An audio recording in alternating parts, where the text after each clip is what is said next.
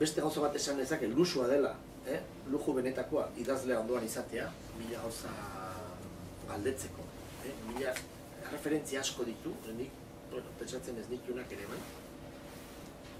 Eta ariketa polita izan dela niretzat, erronka polita, nola eman tono hori, nola eman jatorrizkoak duen erdi aroko tono hori, nola eman eta hizkera eta lexiko eta sintaxeri bitxi hori, nola eman euskaraz.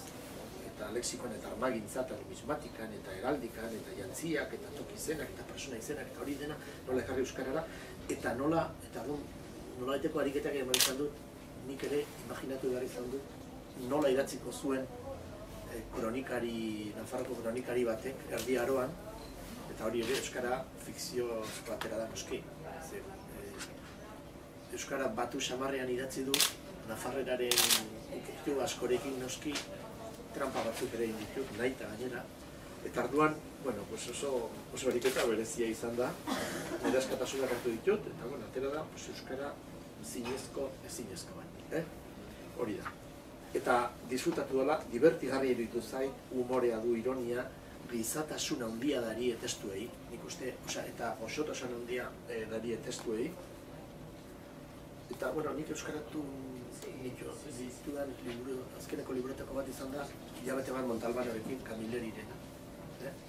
Hilabete bat Montalbanorekin, 30 historio direlako, hilabete osoan irakurtzeko. Hemen 24 daude, eta imaginatu da izan daitekela, hilabete bat Mikel Zuzarekin.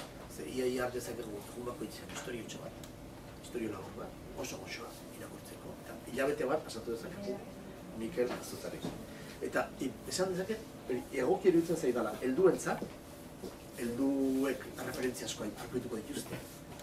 Nafarra baldin bada irakurle asko gehiago, jakina, segurasi Gipuzkoarratek batzuk ez ditu harrapatuko, Nafarroak bai. Eta baina, disfrutatuko dugu Gipuzkoarrak ere. Helduentzat oso interesgarri iruditzen zait, baina gaztentzat ere bai, eta historia ikasteko modu goxoa. Zeren, beak, Mikelek batzutan esan duen bezala, historia oso modu aspergarrien kontatu digute. Eta ni ere zaletu naiz, liburu honekin, ikusita, zer dibartigarria eta zenbat ikasi dudan. Nik oso gutxi nekin historia, eta asko ikasi dute. Eta horixe, eta azkenekoa, esan nahi duena, polita dela imaginatzea historia bestelakoa izan daitekela, bestelakoa izan zitekeela. Besterik ez.